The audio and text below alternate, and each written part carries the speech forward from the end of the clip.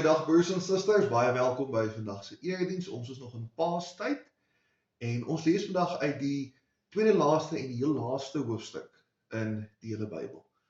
Voordat ons dit doen, kom ons bid saam en dan vra ons vir die Here om vir ons iets te bring vandag. Ons Here, ons wil graag vandag kom stil word as u gemeente.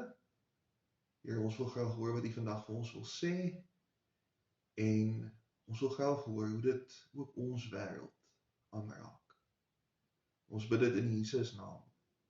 Amen. Ons lees vandag Openbaring 21 vers 10 en dan van vers 22 af tot by hoofstuk 22 vers 5 en dit begin alles hierso op bladsy 322 in die Nuwe Testament.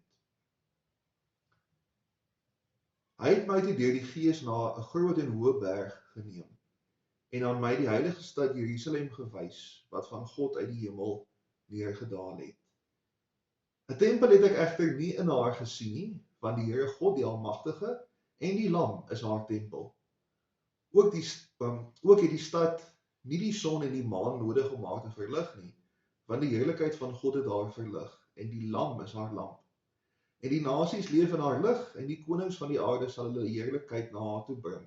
Haar poorte sal bedags nie gesluit word nie, en daar sal ook nie meer nag wees nie. Hulle sal die heerlikheid en die eer van die nasies na haar toe bring. En niks wat besoedel is, en niemand wat iets gruweliks en vals gedoen het, sal ooit toegang tot haar kry nie. Slegs hulle wat opgeteken is in die boekrol van die lewe van die Lam. Toe die engel aan my 'n rivier met die water van die lewe gewys. Dit was helder soos kristal en het gestroom uit die troon van God en die Lam. In die middel, met die hoofstraat aan die een kant en die rivier aan die ander kant, staan die boom van die lewe, wat 12 keer vrugte dra. Elke maand dra dit vrug. En die blare van die boom bring genesing vir die nasies. Daar sal geen vloek meer wees nie. Die troon van God en die Lam sal in die stad wees en sy diensknegte sal hom dien. Hulle sal sy aangesig sien en sy naam is op hulle voorkoppe. Daar sal ook nie meer nag wees nie. Die behoefte aan die lig van 'n lamp en die lig van die son sal nie meer bestaan nie, omdat die Here God hulle sal verlig en hulle vir ewig en ewig as konings sal heers. Ons lees net tot sover. Mag die Here elkeen seën wat die woord hoor en ook daaraan gehoor gee. Daar het hierdie jaar 'n fliek uitgekom, Final Destination Bloodlines. Dis die 6de film in die Final Destination reeks. Die eerste een het 25 jaar gelede uitgekom. Nou die reeks is onderstel om thrillers te wees, maar jy kan dit nie ernstig opneem nie, want dit is skreeusnaaks. Jare gelede het 'n ou 'n visioen gekry dat hy en sy vriende op 'n vliegtuig sou sterf en hy oorreed hulle om toe nou nie te vlieg nie. En omdat hulle nie op die vlug was nie, het hulle die dood gegaan nie. Nou kom die dood om hulle sterftes in te haal.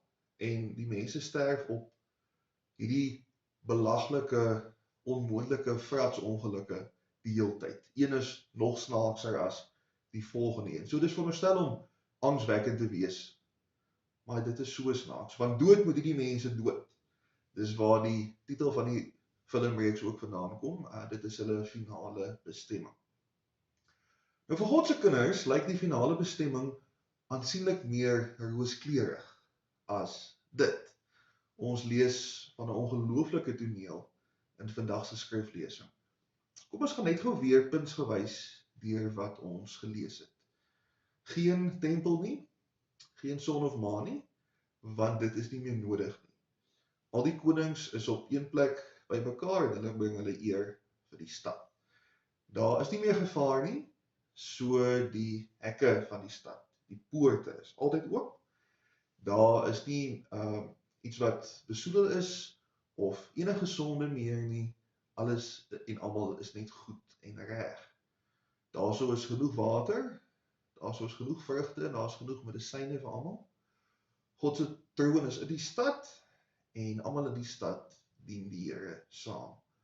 Ons sien God se gesig, God se naam is op almal se voorkoppe en ons heers almal as konings. As jy vir party mense vra, Wat is hulle idee van die hemel? Dan sal hulle vir jou iets beskryf wat amper meer soos Valhalla klink. Valhalla was dit waar die Vikings geglo het. Daar kon jy heeldag beklei, jy kon die heeldag jag, en net soos wat jy wil, en saans vier jy fees, en jy drink, en môre staan jy op en jy doen dit weer. Ander mense sal dalk 'n weergawe van die Grieke se Elysium vir jou gee. Hulle dink aan 'n eiland waar mense in die natuur rondhang, hulle luister en hulle speel musiek, en dis wat hulle doen. Ander mense is tevrede met baie minder as dit. En hulle sal 'n weergawe beskryf van die Egiptenare se Aaru. Mense doen basies wat hulle op aarde geniet het, daar so in die veld van die riete, maar daar's nie siekte nie en daar's nie dood nie. As iemand met ander woorde praat van die groot visvangwaters of die groot skaatsplankpark in die lug, dan is dit eintlik Egipties, want hulle was die eerste mense wat gesê het ons gaan doen wat ons van hou, maar net vir altyd. Openbaring gee vir ons 'n plek daarteenoor wat in berekening bring hoe ons ook as persone verander word. In 'n sekere sin is dit baie groter in omvang as Valhalla, Elysium of Aaru. Hoekom so? Want dit wat Openbaring beskryf is nie net nog meer van dieselfde hier op aarde nie. Dis 'n heel nuwe manier van wees. Dis totale vervulling in die fisiese teenwoordigheid van die Here. So dit gaan nie meer nodig wees om te gaan fliek kyk of om 'n vuurtjie aan te steek nie. Want God gaan reeds ons heeltemal vervul. Ons het nie meer die aardse goed nodig nie, want ons het dan nou dit van die hemelse. Daar's net liefde, verwondering, net vreugde elke dag. Saam as een huisgesin, een stad by God, leef elke mens en regeer elke mens soos 'n koning. Die probleem hiermee vir baie mense is die gedagte van een groot familie. Ons bely elke Sondag die een heilige algemene Christelike kerk en ons glo dit ook, maar dit het 'n paar implikasies. Dit beteken dat die ortodokse Christene in Rusland en Oekraïne in dieselfde kerk is as ons. Dit beteken dat die Messiaanse Jode en die Palestynse kerk ons, maar ook mekaar se familie is. Die NG Kerk en die ZCC en die APK, ons is eintlik een kerk. Ek het al baie geworstel met die vraag of daar eendag in die nuwe Jerusalem, die nuwe hemel en die nuwe aarde, of daar stormers gaan wees. Want ek sal graag as mens wil hê daar moet, maar ek dink nie daar gaan nie. Miskien volgens Aaru gaan daar stormers wees, maar nie die hiernamaals waarin ons glo nie. Want soos ons reeds gesê het, ons ou aardse plesiertjies gaan onnodig word in God se stad. Maar dit bring ons by Johannes die evangelis se harde werklikheid. Hoekom is Openbaring geskryf? Die vroom antwoord is omdat Johannes die visioen ontvang het by God. Dis die mooi antwoord. Die pragmatiese antwoord is omdat God die kerk moes hoop gee in 'n tyd toe dit baie moeilik was om 'n Christen te wees. Die nuwe Jerusalem word nie beskryf los van die wêreld wat dit die eerste keer gehoor het nie. Die eerste hoorders van Openbaring was in vandag Turkye is, die provinsie Asië. Hulle was onder beheer van die Romeinse Ryk gewees. Hulle was randfigure onder die Romeine, want hulle was op die buitewyke van die Romeinse Ryk. Hulle was soos elke keer hoe Victoria Wes is as die Springbokke rugby speel. Ons moet maar Bloemfontein toe ry, ons moet maar Kaap toe gaan as ons hulle wil sien, want hulle gaan nie na ons toe kom nie. En in die stad van Rome is die keiser aan die toppunt van dit wat bestaan. Al die lande word opgesluk in die naam van die vrede van die Romeinse Ryk. Hulle het rondgegaan, kleiner, minder magtige lande verower en hulle dan ingewy in hulle eie land in. Ons maak oorlog teen jou, ons belas die wit waks uit jou uit, sodat jy deel kan hê aan die wonderlike Rome. Die Romeinse Republiek het in 509 voor Christus begin uitbrei. Later raakte die Romeinse Ryk, toe raakte die Oosterse en Westerse Romeinse Ryk, en die Westerse Romeinse Ryk het verkrummel in 476 na Christus. Nou verbeel julle die Amerikaanse beset van Irak, het vir amper 1000 jaar aangehou.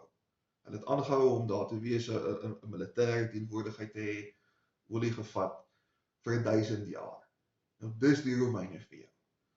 So die keuse wat die kerk het in daai tyd is eenvoudig. Jy val of in by die keiser, wat alles en almal opsluk, of jy val in by God, waar daar vir jou plek gemaak word, waar jy self ook soos 'n koning kan wees.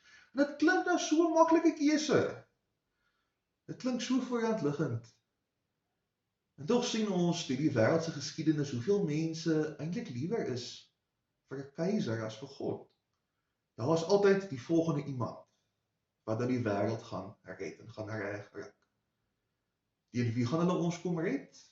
Teen enige iemand wat ons nie van hou nie. Solank as wat daar 'n oënskynlike vyand is, sal party mense altyd 'n massiewe gevolg hê, want hulle beloof jou ons gaan jou beskerm teen daai mense.